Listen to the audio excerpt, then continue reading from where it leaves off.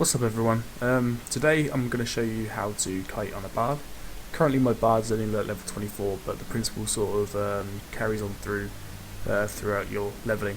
Basically you're going to want to start kiting at level 18, however I did start a lot earlier. When you do this, you're going to be wanting to use your chords of dissonance, which unfortunately has a lot smaller AoE range than your Venom's disruptive chord.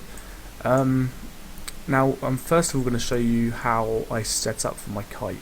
I know a lot of you have a different interface layout to me, but this one works nicely for me. If you first bring up your interface, I currently carry 2 bags around me because I don't really loot that much, and you see I've got a crap load of money on me, but let's just ignore that for now. I'm going to be a criminal and just delete all this so that I can get my weight back down. Anyway, onto my gear. I don't really have much of a good setup. There's a lot of bronze earrings. I've got an executioner's hood which I picked up. Got a couple of nice rings, but apart from that I'm pretty much just in banded armour still and some bronze. All I really need to use to get by is my horn, my lute and my drum. Now the reason why they're in these slots is because when I'm kiting, this is how I swap my items out. And what you want to do if you don't know how to do this is you want to take your secondary and primary slot and shove them on your top level hotbar, like so. And then you want to drop your bottom 2 slots into the bar as well, so then you have each of your instruments, and this will allow you to seamlessly swap out your instruments as you're doing your kite. That's just how I do it. I know some people do it a different way, but I find that really easy to do. I'm now going to show you how I actually start to go and set up my pull. So when I first go out, I hit cellos, and by the way, my bag's here as well from swapping out my weapons if I actually need to kill something that's running away at the very end. So I'll run down and I'll tag my first mob, which has gone tragically. Alright, and then for the rest of the pull, I will run around, find light blues, dark blues. I need to find a better zone to kite in for this level, but yeah, I'll just find light blues and dark blues, and I will hit my cellos constant chain as my pull, and then I'll just hit my cellos as Silverendo again, run away. And I'm doing this all with the drum equipped, as the drum affects my speed. As a lot of you bards will know, if any newbie bards, then that's how I tag. And we're just going to keep running around and tagging these mobs. A lot of them are on the same aggro band, so this succulent should aggro if I drag the other succulent through it. Chickens are very aggressive, but I try to avoid getting stunned to the hill before I get back, because I don't really like to lose any health. So look, I'll probably get stunned if I tagged him. I didn't even tag him because I'm dumb.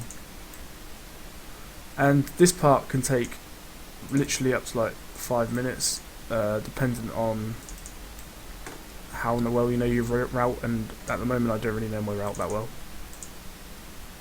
I've been killed by I've been killed yeah, on the topic of getting killed, I've been killed a few times by a caster in here who's nasty, and he roots you and nukes you, and you must hit for about somewhere in the region of about 250, and that's enough to clear my health pool out in 2 nukes.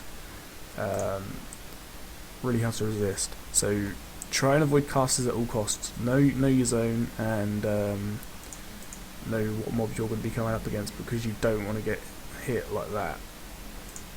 No, you don't want to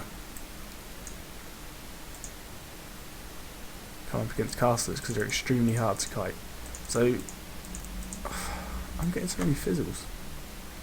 I hate song fizzles, it makes no sense. See, look at that.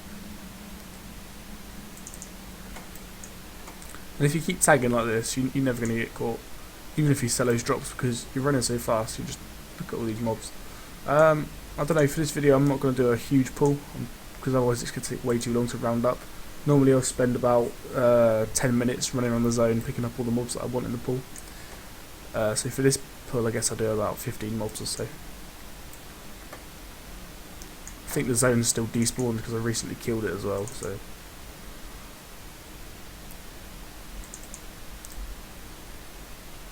Right.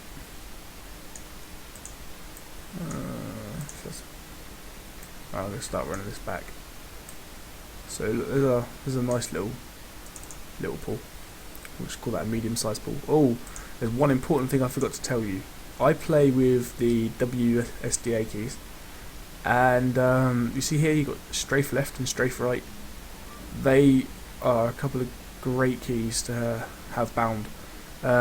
Basically, you'll notice when I'm running, if I now hold E, I will strafe off to the right, and if I hold Q, I'll strafe off to the left. And this is what's going to save your ass in pools. There's a bug in the old EQ, or in the current game, where if you strafe off to the left, the mob's hitboxes really struggle to hit you. So that is why we're able to kite so efficiently.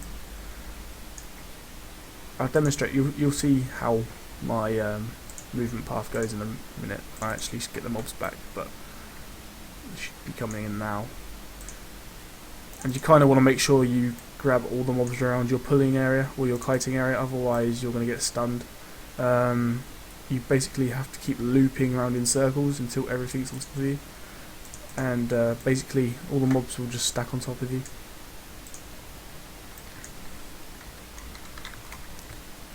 So we're just going to round them all up. Here they all come. It's like Noah's Ark. And we're just going to run these around in circles. So as you can see, they're starting to stack on each other. We've got that last succulent to jump in on the train. Probably going to nab this guy as well. May as well. Makes sense to. May as well get all the mobs you can. And then it's about another 5 minutes to finish the train off. We're just going to run around in circles and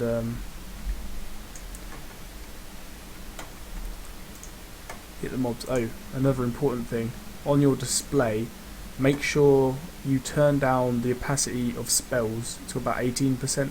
That way you can still know you've hit the monsters, but you're not going to hit a nasty lag spike every time you hit something.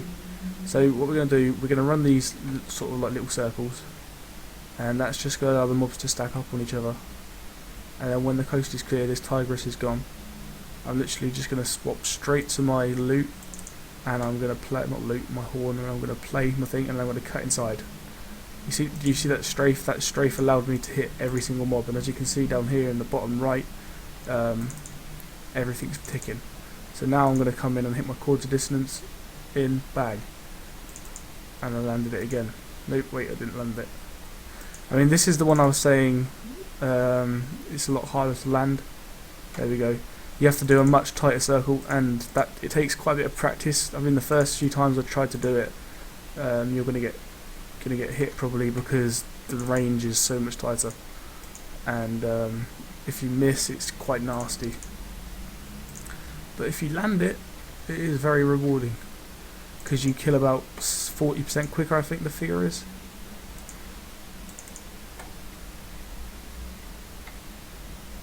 There we go.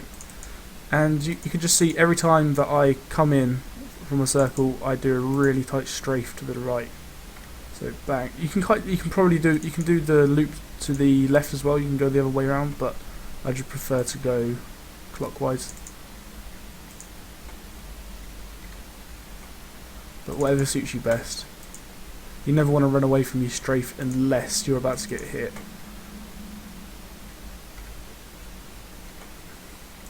And as you can see, I'm quite consistently landing my chords of dissonance as well as my Denon's chord. But the Denon's chord is the one you want to prioritise, as it does a lot more damage. I just messed my Denons up there, but you want to make sure that you keep recasting cellos after every dot or every other dot. But I just do it sort of as a safety precaution after every dot, so I've always got cellos ticking. Because basically, as soon as cellos drops, you're in a lot of trouble. Mobs are going to catch you up, and you're probably going to die. One way to get around this is if you're fortunate enough to, so you look, oh, there we go. And if you're fortunate enough to break out of the stun like I just did there, you want to dive straight into a strafe off to your right, or whatever way you was kiting, as this is gonna affect how the mobs can path. Also in this scenario, if I've got more mobs, I'll usually start chaining my Hymn of Restoration after chaining the chords, just so I get a little bit of health regen. that's normally enough to help bring me back up. So if I just start chaining that every time I want to tick my chords, then see, look, I've done it again. I'm not really making a good impression, but I guess it's showing you how to not do things. If you make your circles too tight, you're going to get caught in that situation all the time. But I think that's just me being silly on camera.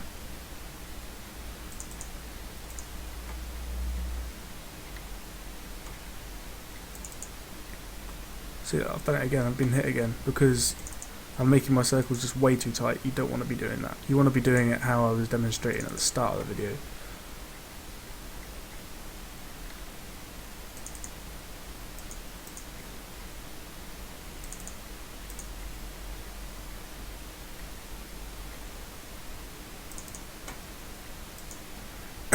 Unfortunately, mobs are going to run away, and that can be a bit of a pain, but you can always go off and chase them off after, because they normally path around the area that you're standing in, so it doesn't make it way too bad. You can normally just go off and collect all the ones that have run. I mean, this rhino was white, so he was a bit higher than all the others. Let's just take him out slowly.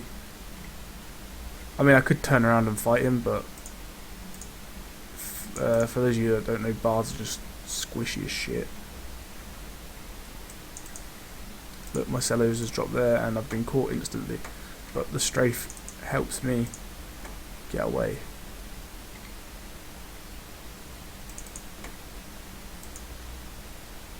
So basically, I would probably want to record this again at some point, because this hasn't been the best kite I've done. Normally it goes a lot more smoothly than that, and this is a smaller pool than I normally do, so yeah, that probably wasn't too great. But after this, the loot's all yours.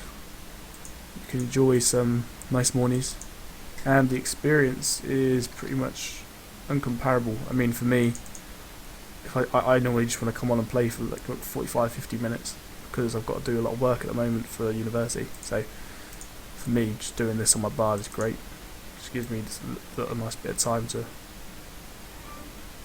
come on and kick ass, I suppose. But hopefully you enjoyed the video, guys. And I'll get up to uploading it now. Cheers.